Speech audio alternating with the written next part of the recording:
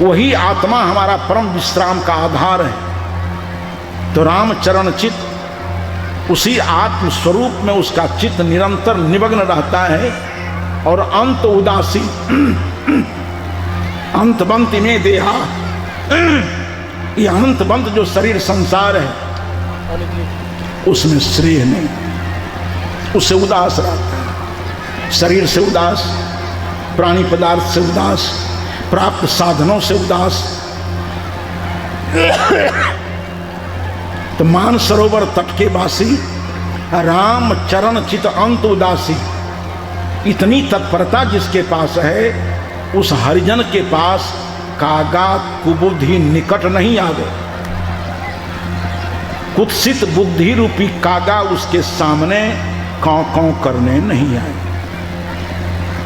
कभी भी कुमति दुर्मति उस हरिजन का कुछ बिगाड़ नहीं सकती।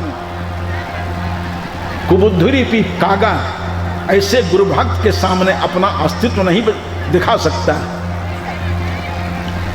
कागा कुबुद्धि निकट नहीं आवे, क्यों? तो प्रतिदिन हंसा दर्शन पावे, प्रतिक्षण वह गुरुजन आत्मानुभव करता रहता है, आत्मस्मरण में रहता है, स्व में ही रमण करता रहता है। भगवान बुद्ध को आपने देखा होगा,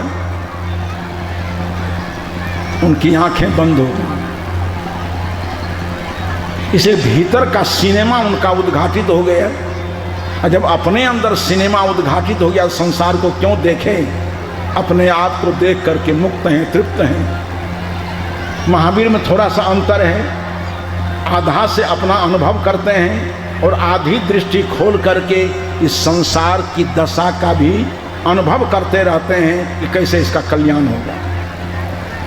भगवान महावीर का अर्धोन्मीलित नेत्र है, आधा खुला है आधा बंद है। भगवान बुद्ध का सरपट आंखें बंद है, क्योंकि बिल्कुल वृत्ति अंतरंग हो गई। कबीर साहब का भजन ही है, बाहर नैना क्यों खोले, जिसको भीतर में माल मिल गया बाहर में काहे आंखें खोलेगा? बाहर में उसको दिखाई कुछ पड़ेगा ही नहीं। जिसकी वृत्ति अंतरंग हो गई है, जो अपने में रमन करने लगा है, उस संसार में क्यों रमन करेगा? संसार का रमन करना फीका हो जाता है उसका। मीरा का बाहर रमन करना फीका हो गया, सबरी का बाहर रमन करना फीका हो गया। इसलिए आत्मरमन का दरवाजा मीरा का और सबरी का खुल गया। बाहर का रमन करना फीका मीरा के लिए, कुछ नहीं दिखाई पड़ रहा है, बस एक ही आवाज, ऐसी लागी लगन मीरा हो गई मगन, गली गली हरि गुण गान में। कुछ नहीं, स्वसत्ता के अलावा मीरा को और कुछ नहीं दिखाई पड़ रहा है। ऐसी दृष्टि लग गई स्वसत्ता में कि राणा उसको गाली पड़ता है। राणा, जहर का प्याला राणा भेजा, पीवत मीरा हंसी रे।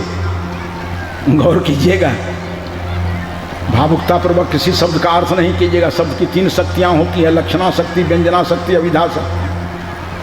प्रसंग भेद से किसी पद का लक्षार्थ होता है, व्यंग्यार्थ होता है, मुख्यार्थ होता है। यहाँ लक्षार्थ है, जहर का प्याला राणा भेजा।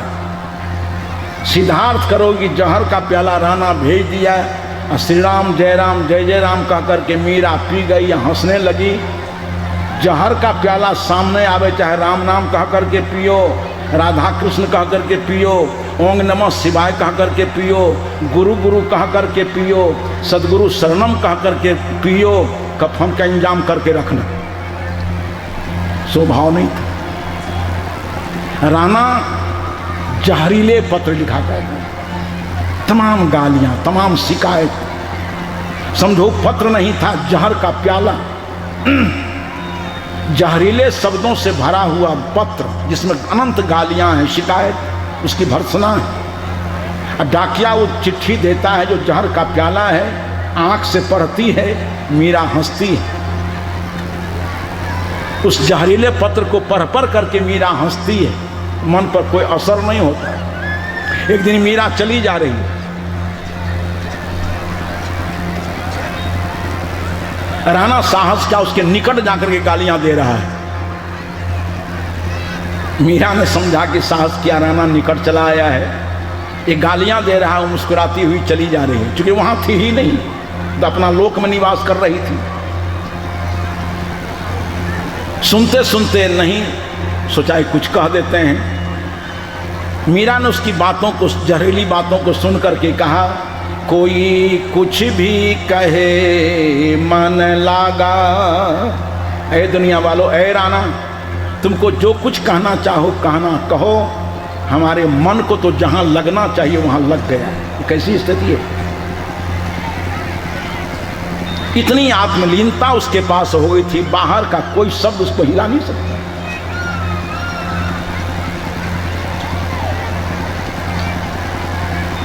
स्व में लीन स्थिति, मीरा स्व में लीन।